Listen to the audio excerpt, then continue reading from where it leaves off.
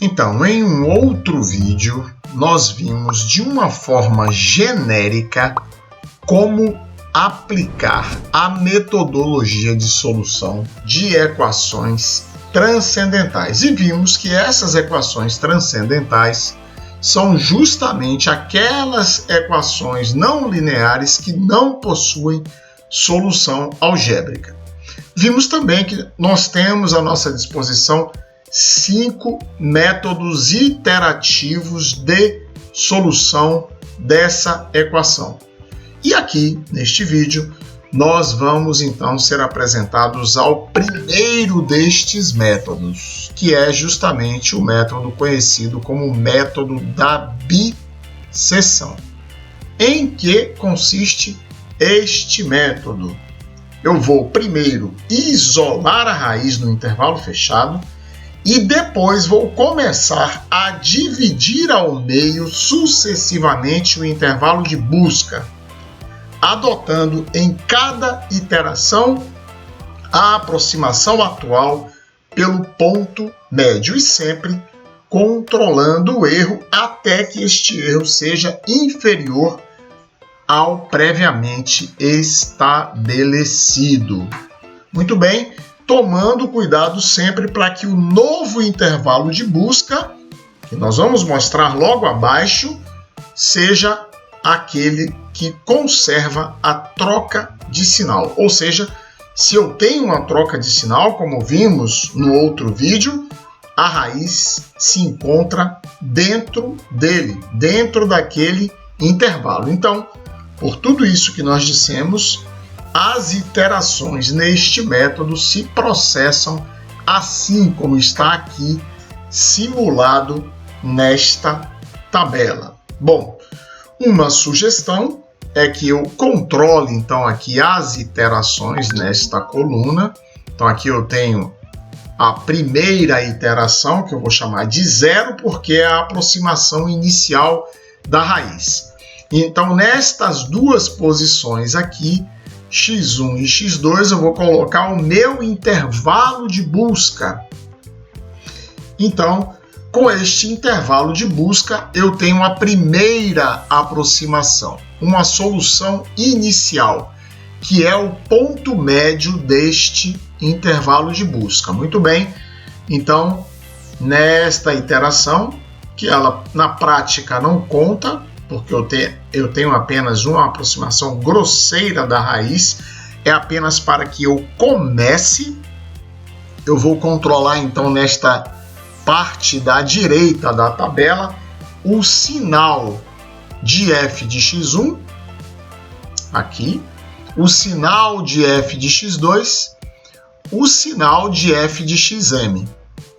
E vou calcular o meu erro, seja na forma decimal, como aqui está, ou seja na forma percentual, através dessa conta. Ou seja, eu vou pegar, se eu estiver aqui na iteração 1, por exemplo, eu vou pegar a aproximação atual menos a aproximação anterior,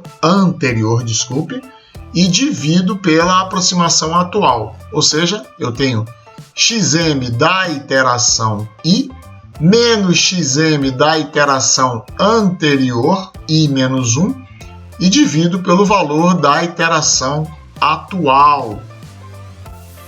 Se eu pegar este valor que está na forma decimal e multiplicar por 100%, eu terei um erro percentual. Agora observe que nesta iteração 0, eu não tenho um valor de aproximação anterior da raiz, portanto, na iteração 0 eu não terei como estimar o erro.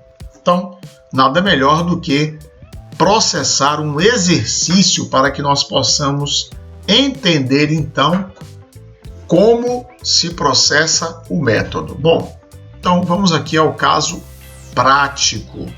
O nosso exercício, então, é encontrar uma solução aproximada para a equação xln de x mais x ao quadrado menos 10 igual a 0, com um erro menor do que meio E eu quero usar 5 algarismos significativos. E isto não é a mesma coisa do que 5 casas decimais. Então, na minha resposta, eu posso fazer os meus cálculos da forma como eu quiser, mas na minha resposta eu vou usar 5 algarismos significativos. Então vamos ver 2 exemplos aqui. 0,3187965 e 2,539487. Então vou pegar este primeiro caso e este segundo caso e converter em 5 algarismos significativos. Qualquer que seja o caso que eu estou, eu vou converter em notação científica. Então, 0,3187965 em notação científica é 3,187965 vezes 10 elevado a menos 1. E aqui, nesta forma de notação científica, eu vou isolar os 5 primeiros dígitos, que são estes que aqui se encontram. Então, estes são os algarismos significativos, o que faz com que 0,3187965 seja truncado aqui. E como o dígito posterior a este 9 é um 6,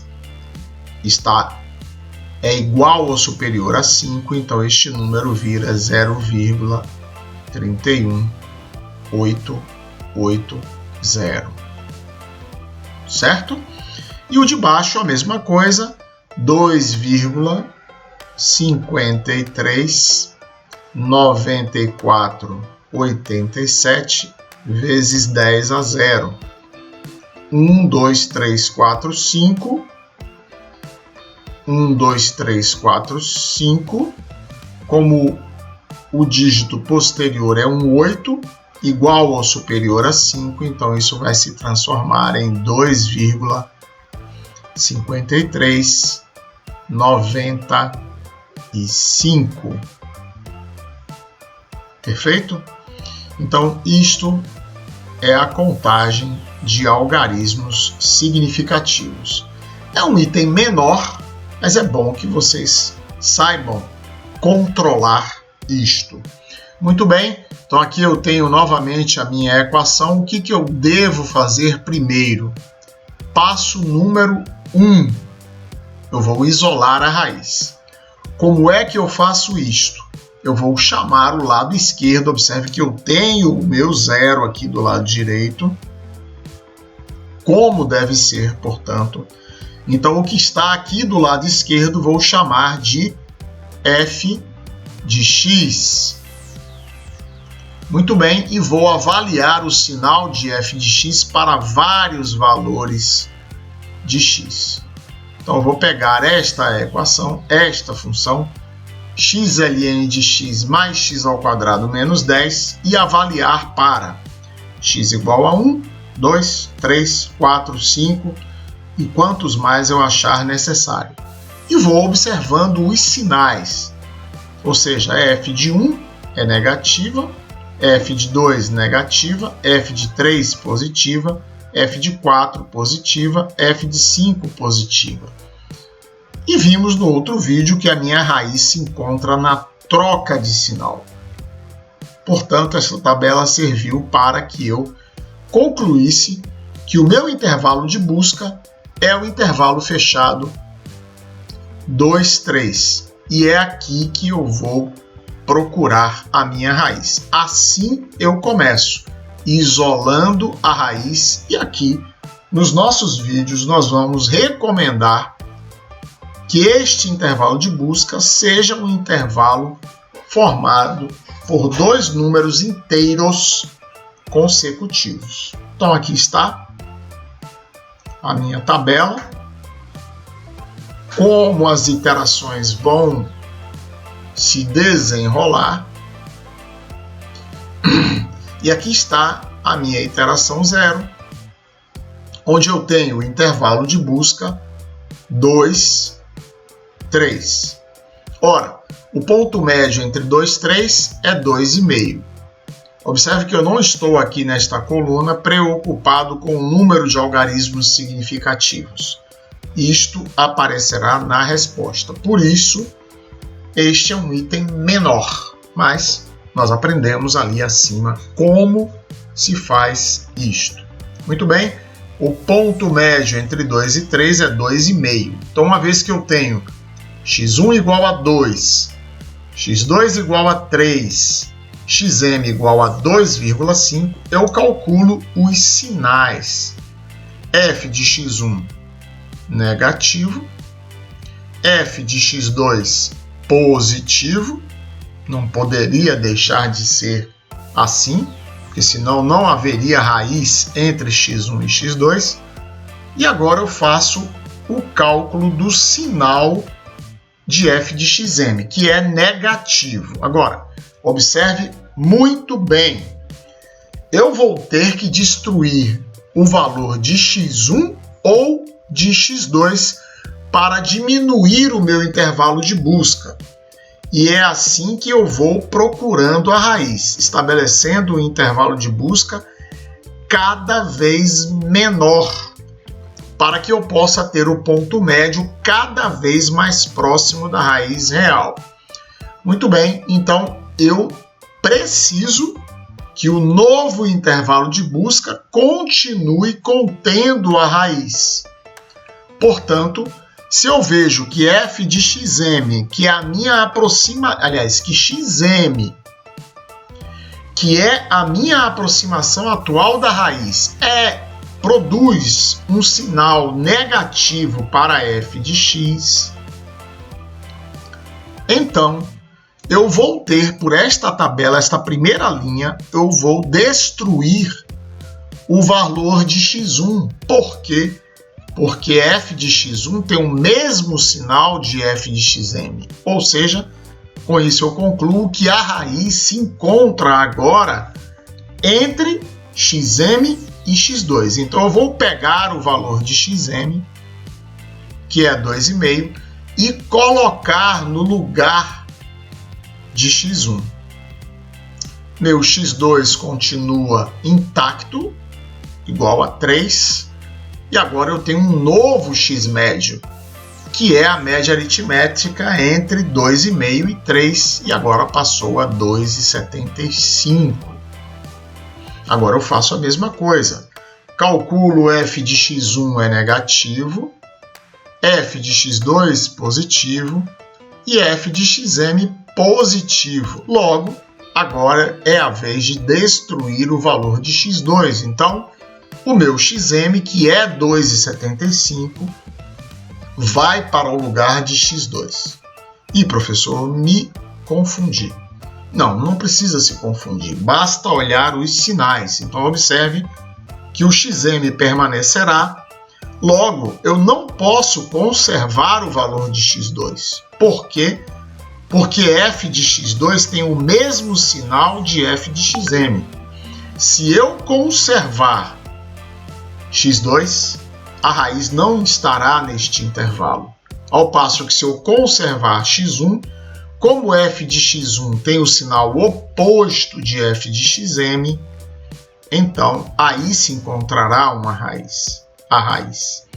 Então por isso eu peguei o valor de xm, que era 2,75, e coloquei no valor de x2 e repeti aqui o valor de x1. Agora eu tenho um novo x médio e assim eu vou procedendo as minhas iterações, olhando sempre onde está a troca de sinal. Observe que nesta segunda iteração a raiz está entre xm e x2, logo este valor 2,625 precisa entrar no valor de x1, que tem o mesmo sinal de xm. Logo, eu peguei o 2,625 e coloquei aqui no lugar de x1. Conservei o meu x2 e calculei um novo valor de x médio. Observo os sinais e vejo que aqui, neste caso, eu preciso destruir o valor de x1. Então, eu vou pegar o x médio, 26875, colocar no lugar de x1. Conservar novamente o x2, calcular um novo valor de x médio. Agora eu tenho f de x1 negativo, f de x2 positivo e f de xm positivo. Esses dois têm o mesmo sinal, logo o xm vai destruir o valor de x2. Então eu vou pegar 27185 e colocar no lugar de x2. Conservar o valor de x1 e calcular a nova aproximação da raiz, que é a média aritmética. Faço de novo o cálculo dos sinais e vejo que agora possuem sinais iguais x1 e xm. Então agora eu vou pegar 270,313 e colocar no lugar de x1, calcular o novo valor da raiz. Professor, e o erro, como eu calculo? Este erro já dissemos, esse 9,1% resulta de 2,75 menos 2,5 dividido por 2,75, tudo isto em módulo, e multiplicado por 100%. Então, por isso, o erro na primeira iteração é 9,1%. Então, eu pego sempre o valor, a aproximação inicial, diminuo da anterior e divido pela aproximação atual. E este valor em módulo eu multiplico por 100%. Por isso, como eu desejava um erro inferior a 0,5%, eu vou parar na sexta iteração e a minha solução aproximada é x igual a aproximadamente 2,7109 e o erro cometido é de 0,3%.